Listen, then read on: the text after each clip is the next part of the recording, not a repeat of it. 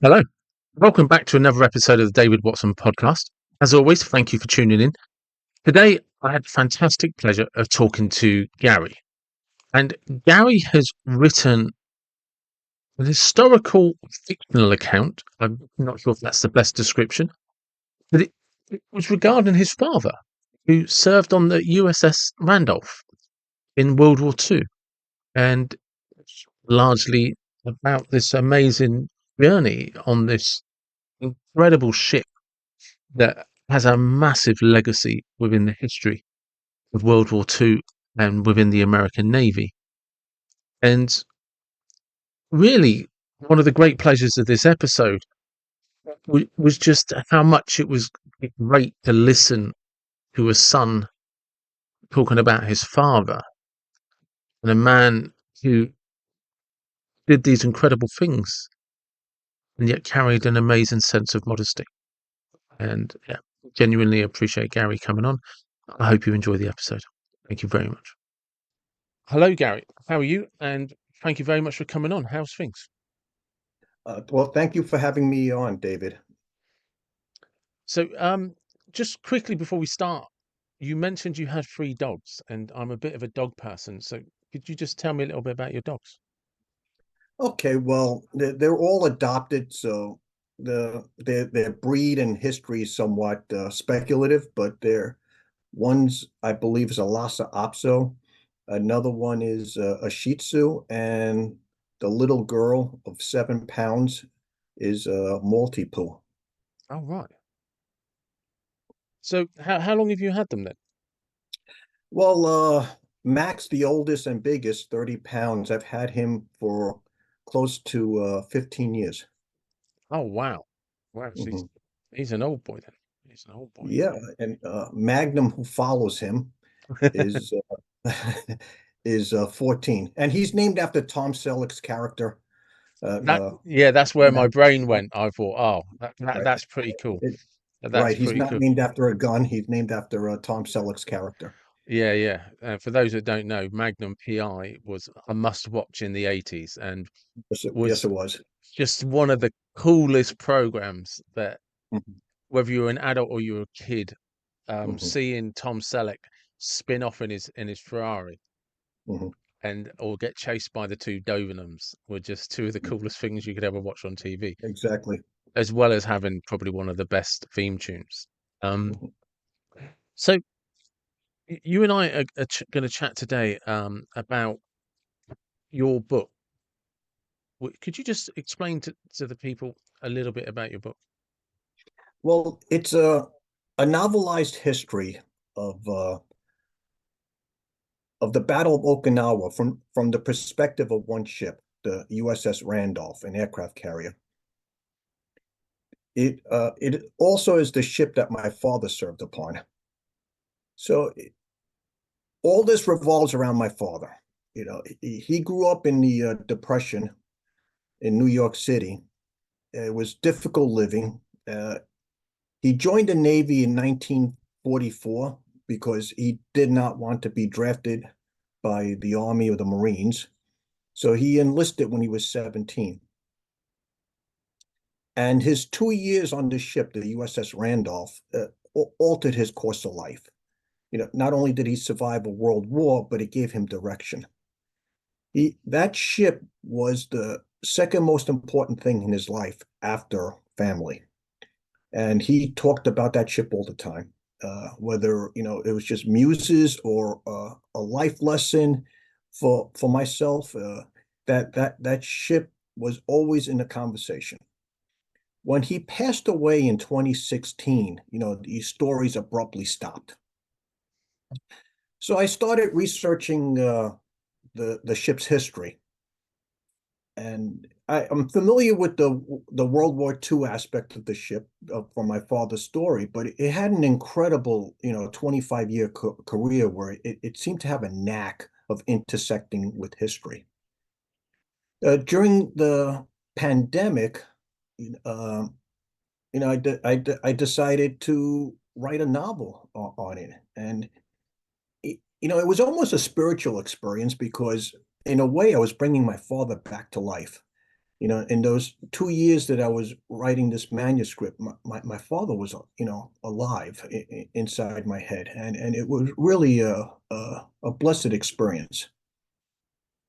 So the story revolves around this improbable rescue of two airmen in the Japanese Inland Sea. Japan's an island nation, several hundred islands. But the three southern islands enclose this sea, the Seto Inland Sea. It's considered the Asian Mediterranean. And during a strike on kamikaze bases in the southern island of Kyushu, the Randolph lost one of its airplanes in the Seto Inland Sea. With the crew of two evacuated out onto a life raft, and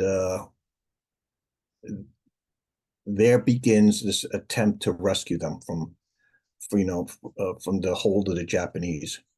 And the Japanese made several attempts to try to recover the pilots, but Randolph kept the fighter planes in the area, drove away ships, airplanes, and it at the time the rescue made all headline front page news. And but after in a world war, front page news is being made every day. So the story was forgotten. And it wasn't, I was in the National Archives not looking for that story, but just reviewing the ship's history. And just when I came upon this story, it was unconscionable that it has never been written about. And the pandemic gave me the time to write this story. Because explain to people a little bit, because World War II, one of the things, especially as I talk to more people that have written about it, that the films, the old films, even the new films, do a great job, but there's so many stories just constantly going on for everybody in every location that there probably just isn't enough time in the world to ever tell everyone's story. But it's hard to, I find it's really hard to imagine at times, because I grew up on lots of the old war films, World War II. People, everyone from Anthony Hopkins to John Wayne. And then you had things like Saving Private Ryan that did a great job of depicting D-Day and the landing, and the but it's really hard to understand that wherever you were, whatever boat, whatever you flew, wherever you went, you were all going through this journey. And there's heroic stories. It's almost like turning up at a garage sale, and just everything you turn over is another heroic story, and it's hard to explain to people, or to help people understand the impact that would have had on people like your father, that camaraderie, that literally relying on the guy next to you. It's like, I need you to do your job as much as you need me to do mine. Yes, so it definitely is a brotherhood. And I think that the Band of Brothers is probably one of the better war movies. My father was a huge movie buff, but he was very critical of the Hollywood war depictions, being in war himself. That stereotype of the fearless soldier running into battle. I mean, my father always said everybody's terrified in battle. The only person not terrified in battle is dead. Yeah. But so he was very critical in the Hollywood depiction of war movies. He did. I mean, certain movies he absolutely loved.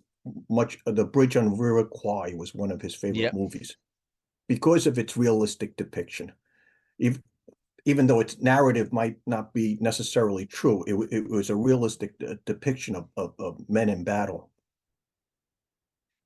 And so these stories, I found literally this story by accident in the National Archives. And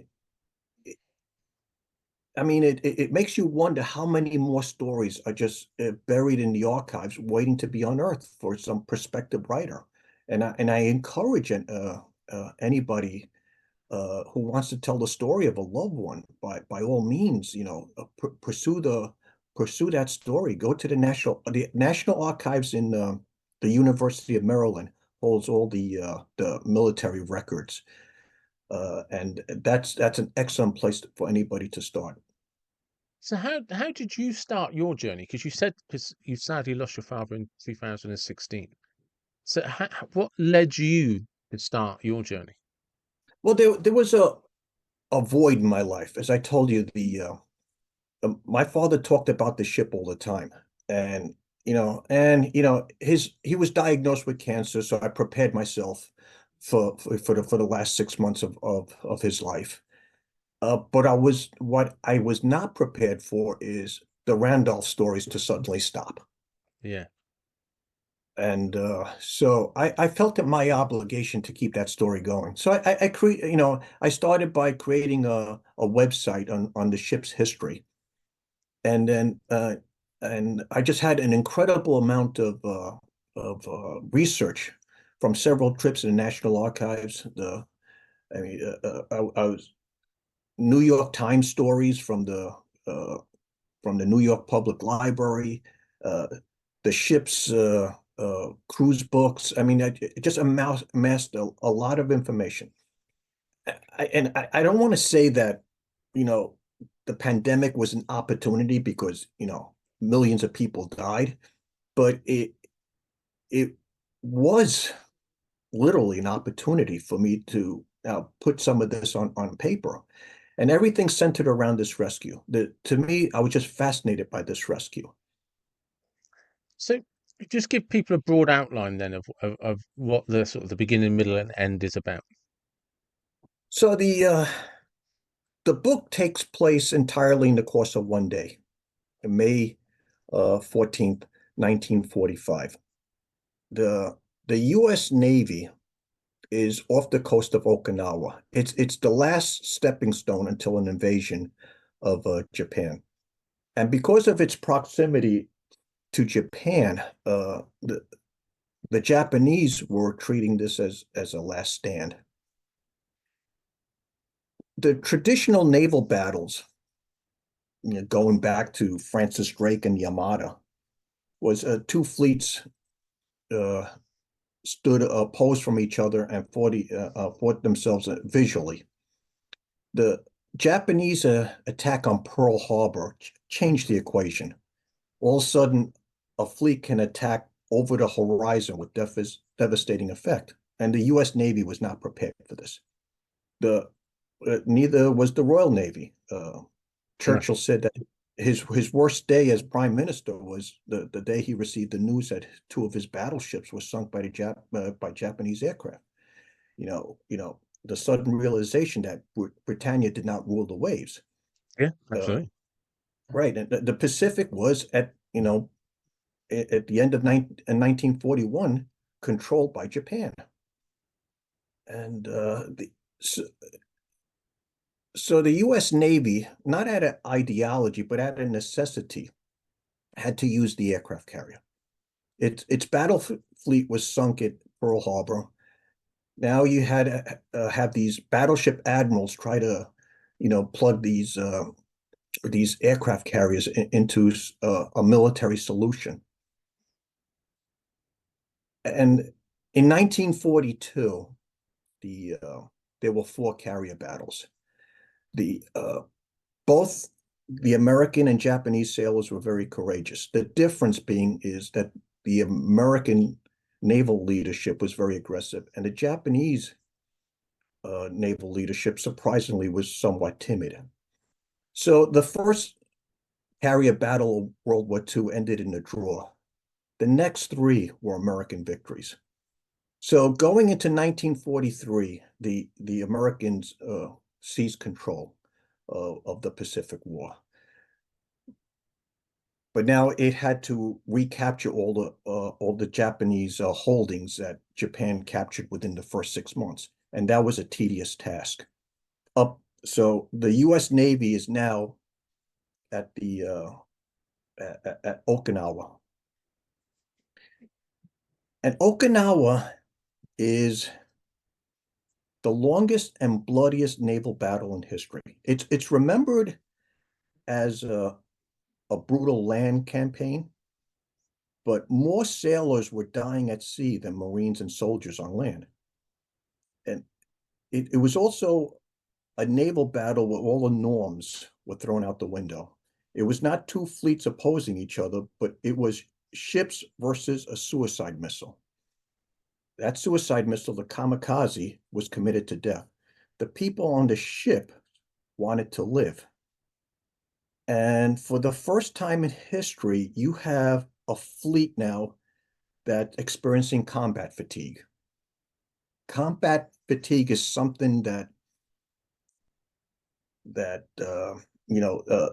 soldiers, Marines would experience on land because of the uninterrupted battle, like the Battle of Somme that went on for several months. There's a psychological breakdown in the individual, combat fatigue. This never affected a fleet because naval battles were short affairs, 3 days, 4 days at the most. The Battle of Okinawa went on for 3 months, and the fleet is experiencing combat fatigue while warding off these kamikaze attacks. And I tried to tell the story, this story of Okinawa from the perspective of one ship, the USS Randolph, where everybody from the ship's captain, Felix Baker, down to the lowliest sailor, who would be my father, Eugene Santos, and they're all experiencing combat fatigue and dealing with it in different ways. It's hard to imagine, isn't it? Because one of the things you don't get a good idea of, and I can't imagine what it must have been like for your father. You'd say he was 17 when he enlisted, Yes. because ships, as important as the Navy is, they have a vulnerability because they can only sink. And when a ship goes down, typically it's on fire. So you're faced with, do I drown or do I burn to death? And they would know these stories. If you're on these boats, you know these stories, you know the fears. And I often wonder what does it take for somebody to still be able to function their daily duties? You know what I mean? It's just like in the back of your head, you know the risks, you know the dangers. And when you like you say, you could have a 2, 3, 4 day battle, or in this case, it was 3 months. These guys know there's no such thing as retreating on a boat because once you're in battle, you're just there until the outcome has happened. And did he ever explain how they managed that? Yes, he talked about it also in my research. It's the 6 or 7 months that you go into training. As a recruit, you're told to salute and how to behave like a sailor. Then you go on to training vessels where you're hammered in this training. Yeah. And when the Randolph, so my father joined the Randolph as she was commissioned. So 85% of the crew never had been out to sea before. And so they were basically trained while the ship was going through the shakedown cruise. And you're trained in gunnery. You're trained in abandoning ship. I mean, the training was relentless. It went on day after day. Firefight. Everybody on a ship is a firefighter. You might not be part of the damage control party, but you are a firefighter. You know, everybody on the ship is a type of medic as well. So you're taught all these contingencies, and when it happens, it becomes instinctive. The training kicks in. Yes. So just backing up, you said about your father growing up in New York in the Depression. What were his stories about that childhood that led him to? Because you said he didn't want to be enlisted into the army or the marine, so he chose to go to the navy. But, but what was his life like prior pre-war? Well, he had the love and support of family, so that made him a rich man. He always said that. family is the most important thing. And the you know so they didn't have meat for dinner. On rare occasions they did, but his mother, my grandmother, was an excellent cook, and can turn any ordinary meal into an extravaganza. And uh, the support of family. Uh, he was a high school dropout, and he he considered he was going down the wrong path. He could see that himself. It's difficult to be a college dropout, excuse me, a high school dropout in the Depression and find a job with whatever it was, 20, 30% unemployment. There was he's 17. World War II for the Americans was already in its third year. So he enlisted in the Navy. And once again, because he didn't want to enlist in the Marines or Army, thinking that, he had a better chance of surviving the war. Little did he know that in the Battle of Okinawa, the dynamics were reversed. The sailor was more likely to die than the Marine or the soldier. Whereabouts in New York did he grow up? He grew up in Manhattan. And Where? so I'm not exactly sure the street address. Hmm. Uh, but Manhattan's one changed of a the, bit since when he was a kid. yes, yes. One of the other characters in my book is Wellington Mara. And in New York sports, he is an icon. Yep. His family owned the football New York Giants, the American football New York Giants. And he was also a very deeply religious man. He went to Fordham University, which was a Jesuit school, trained in theology. And, and during World War II, enlisted in the Navy uh, as a navigator. Now, I've reached out to the New York Giants trying to get some background on him, so maybe if I can get a hold of the family. I wasn't unable to, so I had to speculate how Wellington Mara wound up on the ship. But it was a contrast with my father. They both grew up in Manhattan, and totally different lifestyles. Uh, One was from an affluent family. My father was from a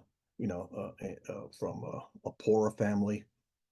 And, they literally grew up within a mile of each other, but worlds apart. But they wind up on the ship together.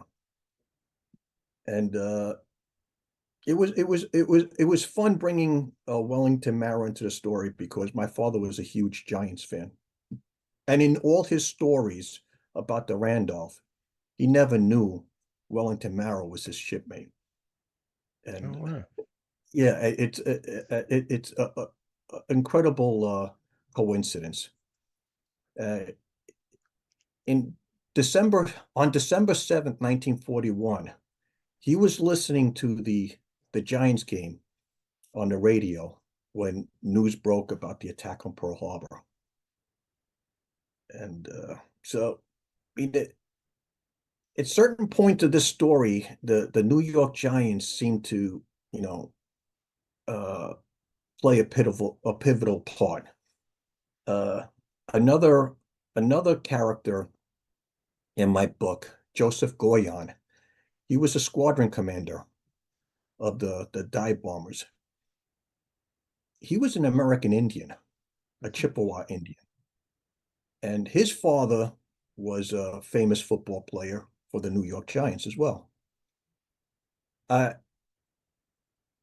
Now I wasn't able to get anybody related to Joseph Goyen, so again I had to speculate his motives. Yeah.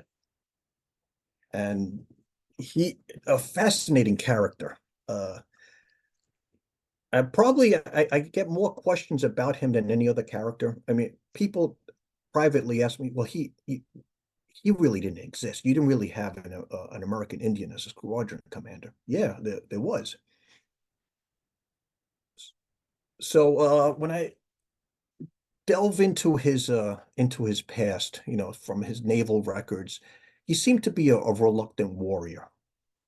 I was able to get some information from his college, Catholic University in Washington, and it seems to support that. He wasn't really gung ho, but it was more of an obligation. And joining the Navy as a pilot and then rising to the rank of a squadron commander. Immediately after the war, though, he left the service and became a doctor. So, Okay. right, so he went from the reluctant warrior to a lifesaver. And I tried to draw the lines between Yeah. his past and his future as a doctor. That's a strange. Maybe it's not a strange transition. It's Mhm. just like you say, when there's gaps. What did your father do then when he eventually came home? Well, my father, though, he never completed high school. He was a savant with numbers. Hmm. Yeah, he can, unlike myself, which I have to count on fingers. You He you and me are in the same company. Trust me. I mean, he can do these mathematical equations inside his head without any hesitation. He had a calculator in there. So Mm. he became an accountant after the war. And he was really quite satisfied in that job. And where was that? Was that still around the Manhattan area? Or Yes, yes. For he uh he later moved to Queens, but he always worked in Manhattan. okay. So was that where? Did you grow up in Queens or Manhattan? I grew up in Queens. Queens. I currently live in Long Island, but I always consider myself a Queens boy. Okay. So one of the things I'd like to get into a little bit is because the book is almost the way I'm seeing this book, the way I'm seeing this, that there's almost a little Gary remembering and recalling stories. And it's almost as if you've done the research, kind of the historical aspect of it. But I'm wondering if actually when you're writing, you're just recalling the stories that a little boy was told by his dad, and kind of going back to that place. Well, yes. So on this journey, I had my father's voice inside my head, and it literally moved down my right arm Yeah, to a pencil or a keypad now. And but it getting into the mind of the other characters, that was a challenge. That required research. I mean, some of the characters well known, like a Wellington Mara. Some are not, like the Joseph Goyon. Others, like Admiral Mitchell, the task force commander, even though he destroyed his personal records before his death, there's a lot written about him. I was able to connect with the daughter of the ship's captain, Felix Baker. Was able to connect with the cousin of uh, the downed pilot, John Morris, which I have a wonderful relationship with him now. It, but I, I, I don't think that there was a little Gary, but when I wrote so two fictional characters I created were kamikaze pilots. yeah, Basically, they're on their last day of life. And the best way I thought to tell the story to kamikaze was by having a reluctant kamikazes. One, we tend to stereotype the kamikaze. yeah, They wanted to die. No, they wanted to live. Because of this Bushido code that they've lived under for centuries, they were obligated to die, but they wanted to live. Uh, and so one pilot is, Hiru Tohada. He desperately wants to live, but he he has to commit to death or else his family's name will be tarnished. And that in the Japanese society, that is so important, the reputation of family. The uh, the other Japanese pilot is just tired of the war. So this this is his kamikaze mission will almost be like a suicide because he doesn't want to see he knows Japan's going to fall and he does not want to see it. And he's been living with death now for 4 years, and he just wants to bring this to a conclusion. So that was the most difficult. Those were the most difficult characters to try to get inside their mind. Yeah, I mean, because you've got these memories from your dad, and you've gone and done all of the or done a lot of research, reached out to families. So there's a lot of unpacking there, isn't there? Because it's not a simple task. Because you've got to, like you obviously found these interesting people in the archives, and then you've got to reach out, or you decide to reach out to the families and try and make connections. Was it always well received by people? Oh my God, yes. Uh, and it much like this project started out with me trying to preserve my father's memory and in a roundabout way bring him back to life. The families felt the same about their loved ones. Uh, I mean, the the cousin of John Morris, who I told you earlier that I developed this wonderful relationship with. I mean, John Morris was his hero, Mm, and uh, and he knew of the story, and he was resigned to the fact that John Morris passed away back in, I believe, 2000, and he was resigned with the fact that the story ended there, and he will continue with his life. And then, when I connected with him, he was just enthralled that, John Morris' story would be told. what happened to uh, the USS Randolph? So the Randolph, I knew had just an incredible war record from my father's story, but it went on to intersect with history. It never fired. It never fired another shot in anger. It was not deployed to Korea, was not deployed to Vietnam, but it was in hot spots. It Yeah. was at the Cuban Missile Crisis.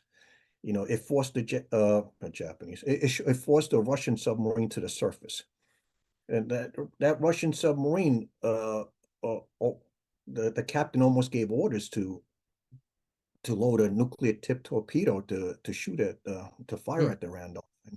And, cooler heads prevailed.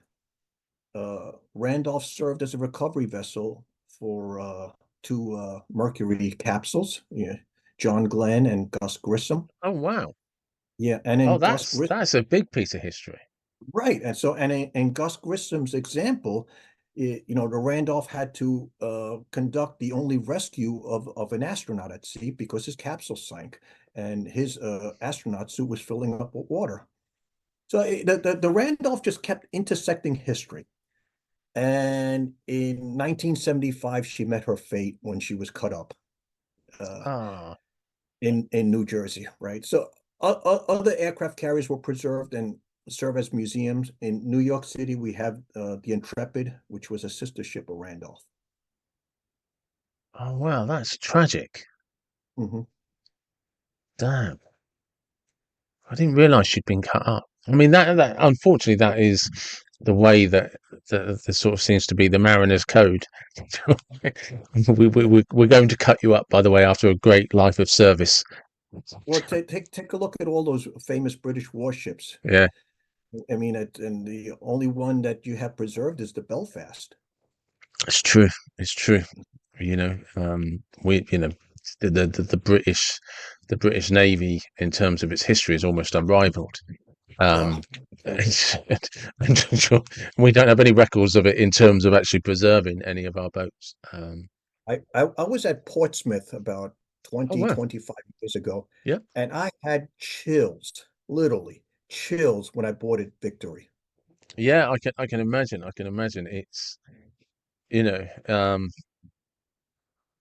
yeah, it's like you say that we're talking about pieces of history that shaped where we went as people. Do you know what I mean? The Randolph and the people on the Randolph, sorry, were like you said, intricate parts of history that changed the fates of mankind and people within it. And it's very easy to forget what a different path history could have taken if your dad and the Randolph and the people on the Randolph didn't do their duty, weren't there, just weren't present. And then when I kind of, it's hard to believe that something so integral to the war and, and then at a later date with the Cuban Missile Crisis, and then at a later date rescuing astronauts, that ends up ironically under the welder's torch being cut up. Mhm. And Yeah, the sailor has a unique relationship with his vessel mm, that other members of the militaries don't have with a piece of equipment. I mean, a soldier does not have the same affinity with a tank. Uh, an airman in the Air Force does not have the same relationship with an airplane. But a ship is special to a sailor because it literally is home. well, this The is it, isn't it? soldier, Go on, please yeah, carry so on. soldier leaves the tank and he goes to a barracks. The pilot leaves the airplane, he goes to a barrack. But a sailor, the ship is home uh, for a year, maybe longer. Uh, and they there's this relationship that with a sailor has with the ship that I haven't seen it anywhere else. And you ever hear of a sailor talk about a ship? He's talking about something that's alive. Yeah, I mean, my father talked to the Randolph as though it was a living organism. And that shows you how special a ship is to a sailor. but I can imagine it's, when it comes to a ship, I mean, submarines would fall into that category as well, but Yes. you live within the body of that ship, and everything that effectively from the water to the enemy that is trying to kill you is outside. And Hmm. the only way you survive is this everybody does their job and the ship protects you. And it must almost be like almost living in the womb of a woman, like being inside your mother again. I don't know how else to describe it because of the way that, like you say, sailors attach themselves to these amazing ships. And but you see it with fishermen when they've been Hmm. on a fishing trawler all their life, and Hmm.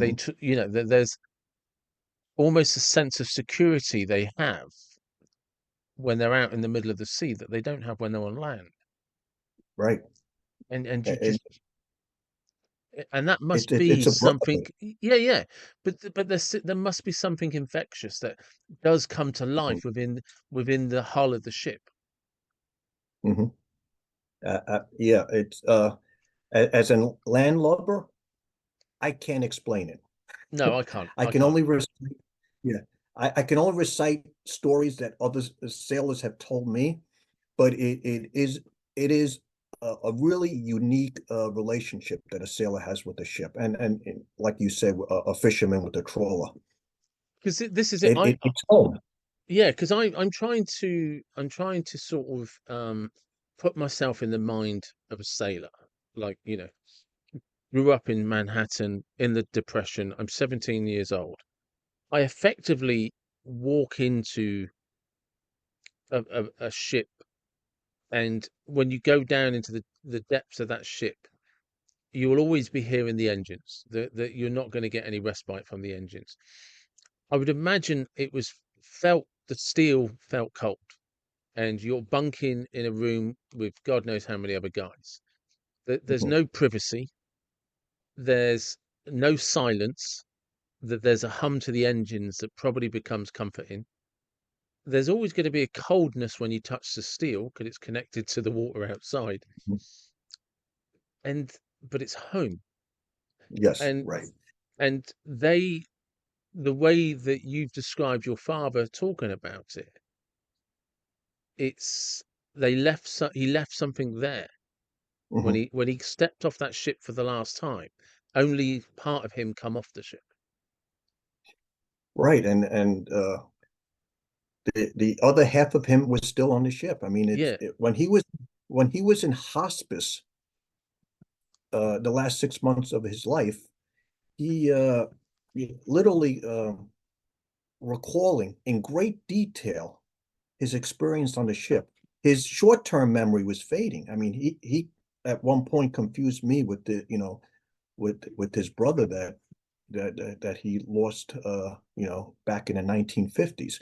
But his memory on that ship, I mean, just the profound impact it had. I mean, it, he spoke of it with a clarity that was unbelievable, while the rest of his memory is failing in the hospice. because yeah, I have this little image of almost like the ghosts, even though the ship is, do you know what I mean? It's like it's been cut up and stuff.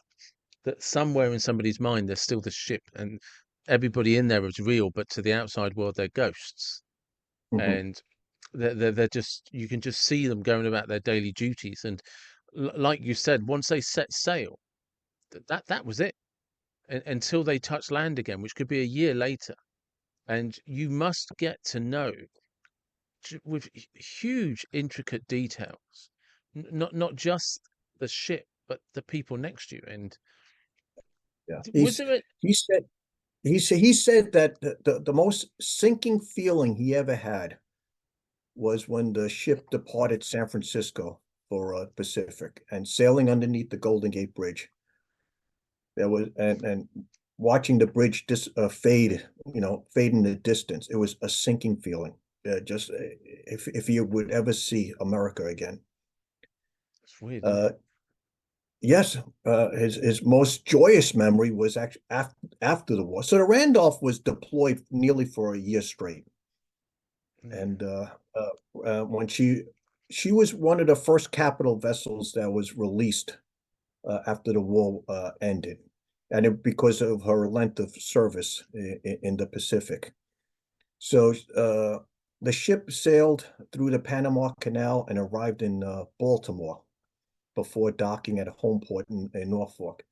He said seeing Baltimore come up over the horizon was just an incredible experience. A year earlier, he was despondent seeing the Golden Gate Bridge disappear, but now all of a sudden he's got Baltimore in his view, and it was an exhilaration that he could not describe. Yeah, can you imagine just trying to write that and make that as a film? Is you've got Mhm. how many, do you know how many people were on the Randolph? It was about a 3,000 man crew. 3,000 man crew. Jesus. Yeah. And you can imagine 3,000 men coming, like you say, over the horizon, seeing America again for the first time Mhm. in 12 Yeah. months, knowing they're going to see their family, their friends, girlfriends, whatever, Mhm. their dog. There'll be Mhm. guys on that boat who just couldn't wait to get home for their dog, and I'd have been one of them. Um, Mhm. and yeah, you see that for the first time, knowing that for you at least the war is over, I guess, and that you're going home, having, like you say, the last thing you saw of America was the Golden Gate Bridge. You've gone to war, nearly. You can only begin to imagine what they were thinking, and then one day you realize, do you know what I mean? There's like, okay, we're going home, and you're going via the Panama Canal. So there's all Mhm. this amazing stuff going on, and then you see America as you come over the Yeah. horizon. And Mhm. I can't imagine what that energy and excitement and exhilaration was like for those guys. Exactly. Yeah. And again, my father's words could not put it into description, but you can see how his face lit up. Yeah. And that's it was an incredible experience for him and his 3,000 shipmates. I wonder if that left like an indelible mark where they never ever again lost appreciation for their country or for where they were, for what they were doing. You know, you talked about your dad had this kind of sense of contentment and satisfaction.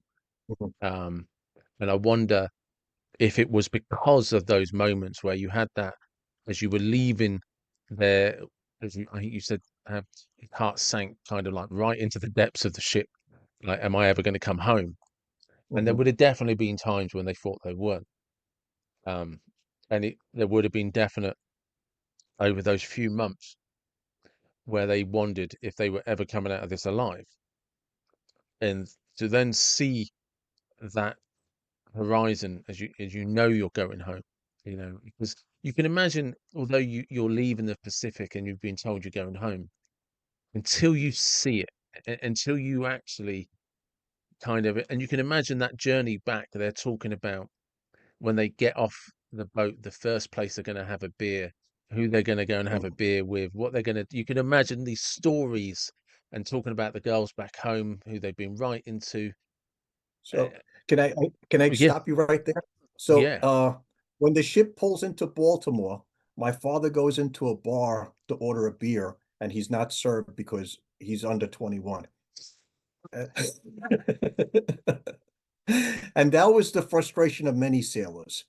The Oh, legal drinking age was 21, and 85% of this crew is under under that age. do you know what? There'd have been some barman, some landlord in Baltimore who would have said, "I don't care. Your money's good with me," and it would have sold out that night. Yeah, Would have yeah. sold everything. The place would have been drunk dry. But that's crazy, isn't it? Mhm. How do you tell a young man who's just risked everything, you're not old enough to buy a beer? Yeah. And you That's can, uh that's one of the stories he always told in wonderment, yeah, that he got denied a beer in Baltimore because he was 19. that's just crazy. Mhm. And it kind of also shows you or reminds you of how detached people were from what these guys were going through. Mhm. You know, it's when that's what you're worried about. Mhm. The boat's just pulled up. These guys haven't seen their country for over a year.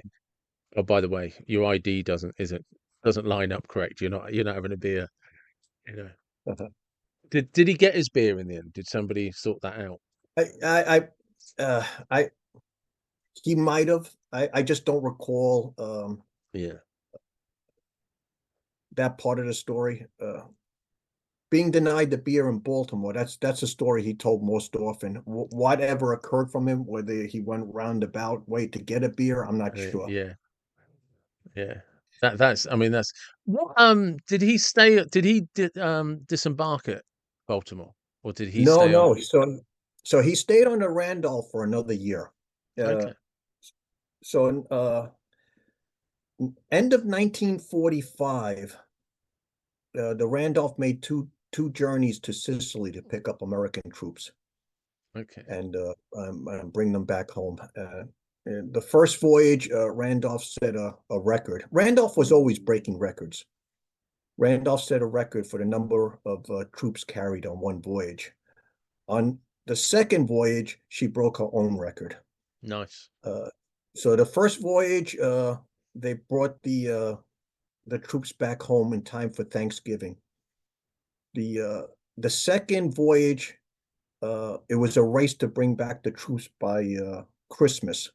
It hit a storm in the North Atlantic. Other ships turned around, but Randolph plowed ahead and entering uh, New York City. I, I I I forgot what the time was, but the uh, the dock master said that Randolph had to arrive by a certain time, let's say like 4 o'clock or whatever, or else she would have to anchor in New York Harbor. Yeah. So the Good the luck with captain, that. We've got 3,000 yeah, soldiers yeah. who are going to Well, get off, mate. Nobody cares what you think. no, I think it was closer to 7,000 soldiers. Of course, yeah, yeah. Because Yeah. that must have been because we were talking about what it would have been like the first time they saw Baltimore. And Hmm. then your dad goes, stays on the Randolph, goes back to Italy, and Hmm. returns twice.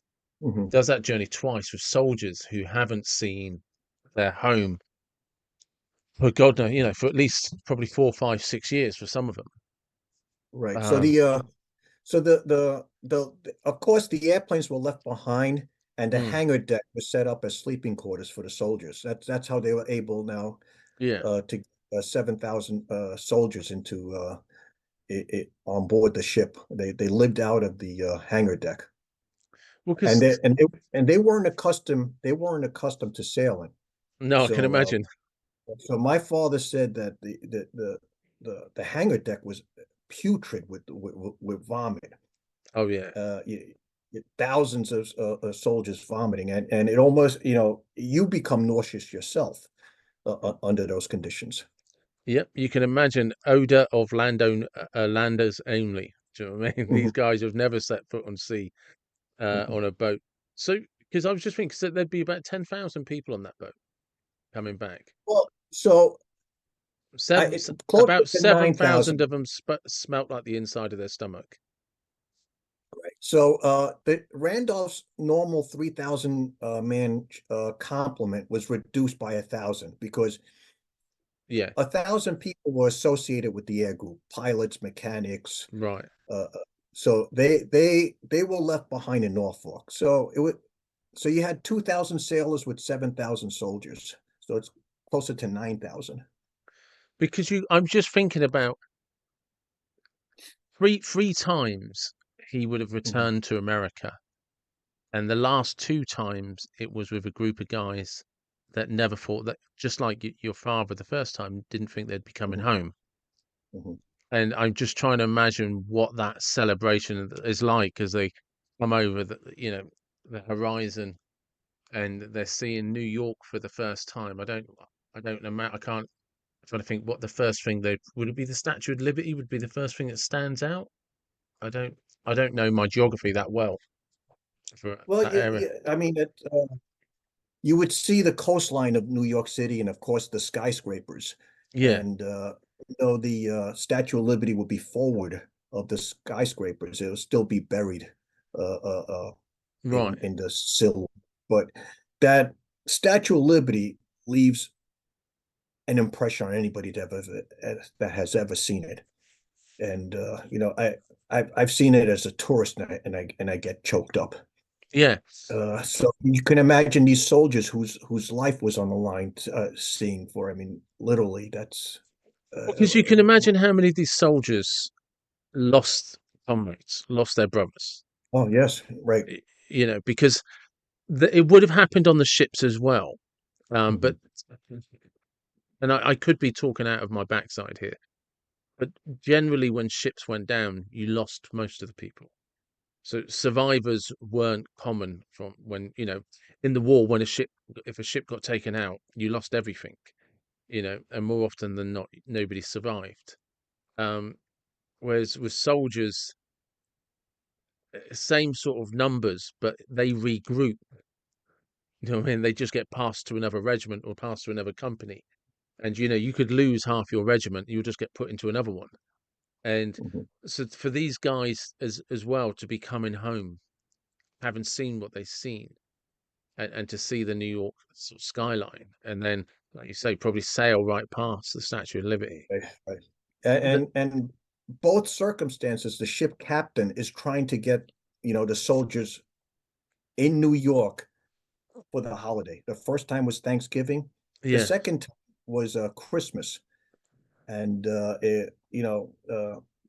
again, I forgot what the time was, but the harbor master wouldn't send out tugboats after a certain time, and Randolph radioed ahead and said, "Have the tugboats ready. We'll be there." And she went to flank speed and got into New York Harbor and got parked.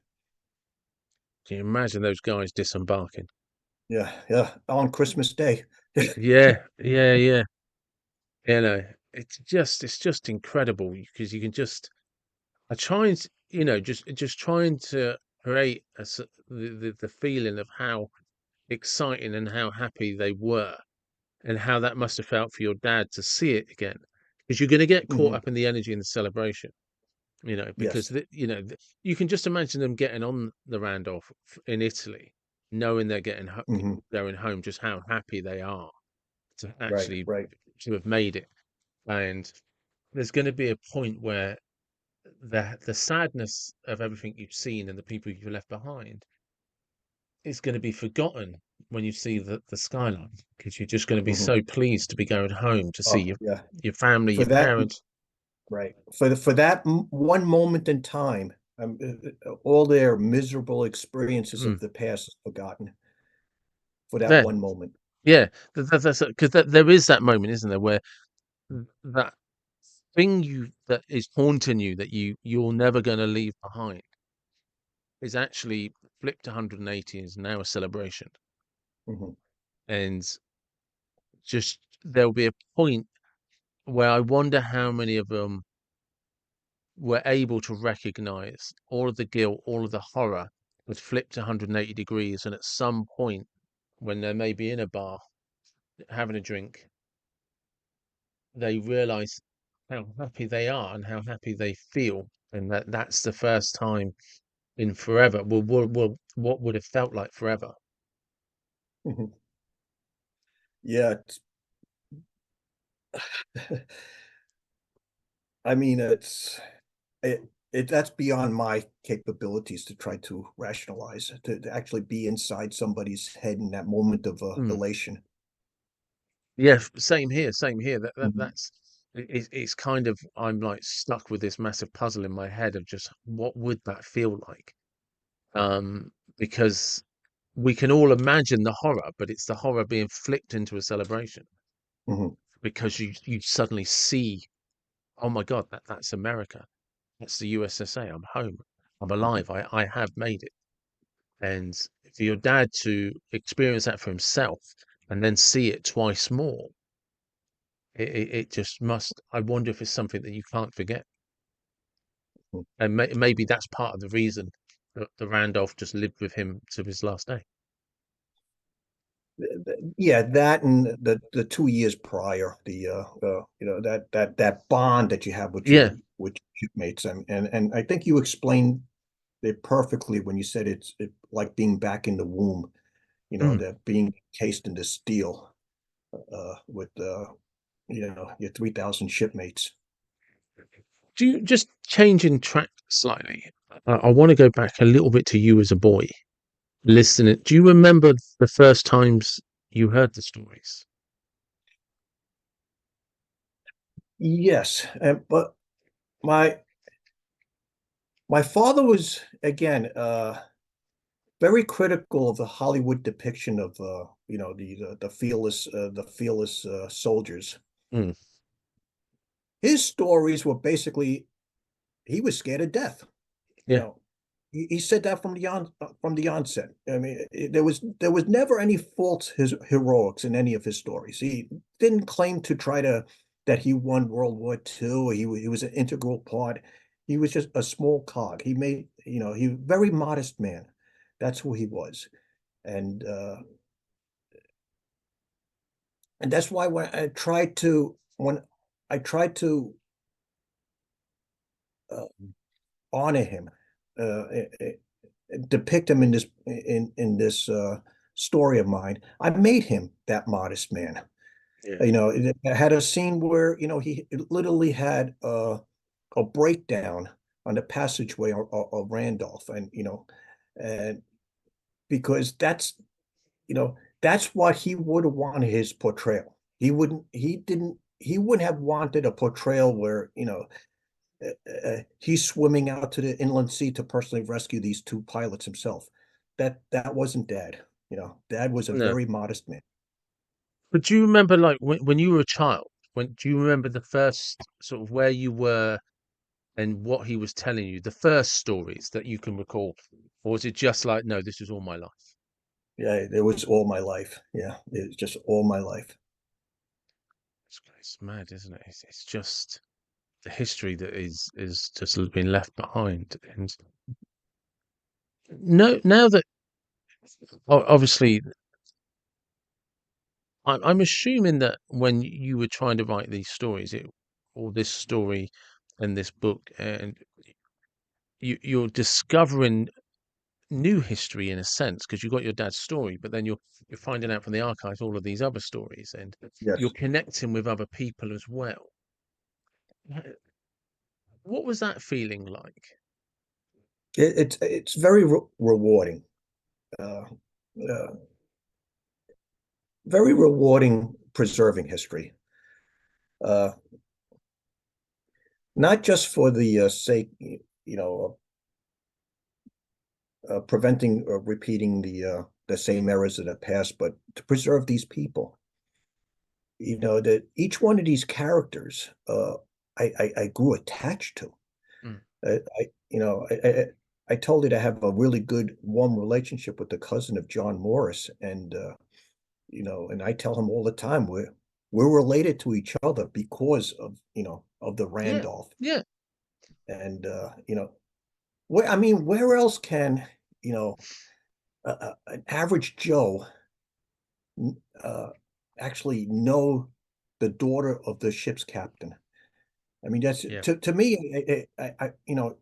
She sent me a Christmas card, and I find it remarkable that that in the class conscious Navy, Captain Felix Baker and Seaman Eugene Santos, they could never possibly fraternize. But in this relationship, I know the captain's daughter. I just marvel at it. It is, isn't it? There is it's like kind of there's almost a camaraderie that has extended beyond the history, as Mhm, if the USS Randolph is still taking care of her children. mhm. Do you know what I mean? It's just like I might not be here, but I am here, and Yeah, I'm always going to be taking care of you. right. And I feel so personally attached to the ship's crew. I mean, not the World War II crew is basically gone at this point, but the ship's association maintains a Facebook page, Yeah, and I post on it all the time.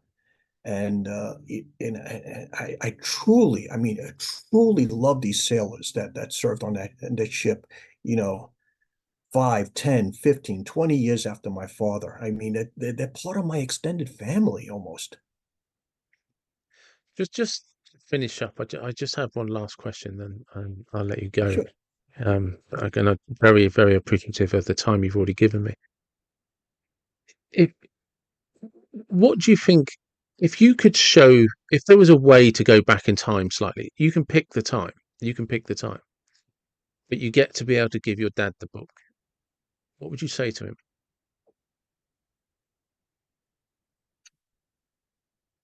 That, it is probably my biggest regret that I didn't start this project during Dad's lifetime, that it took his death for me, to pursue this. And I tell that to everybody. That I wish he was alive,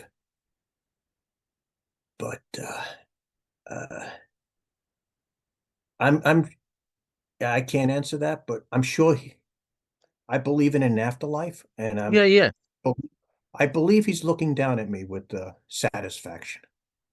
yeah. I, you said something earlier about um, about how your father was a modest man, and Mhm. I wonder to just when he's looking down and sees everything you've done, like you said, he'll just be like, "Yeah, that'll do, son. That's good. Yeah, Thank you." right. He would have been absolutely livid if I made him into an action hero. Yeah. But do you know So what I mean? It's everything the way you've described your father and everything you've said about it. I agree with you completely. He'll be looking down and say, "Yeah, you've done yeah, exactly the right thing, the right way." I right, right.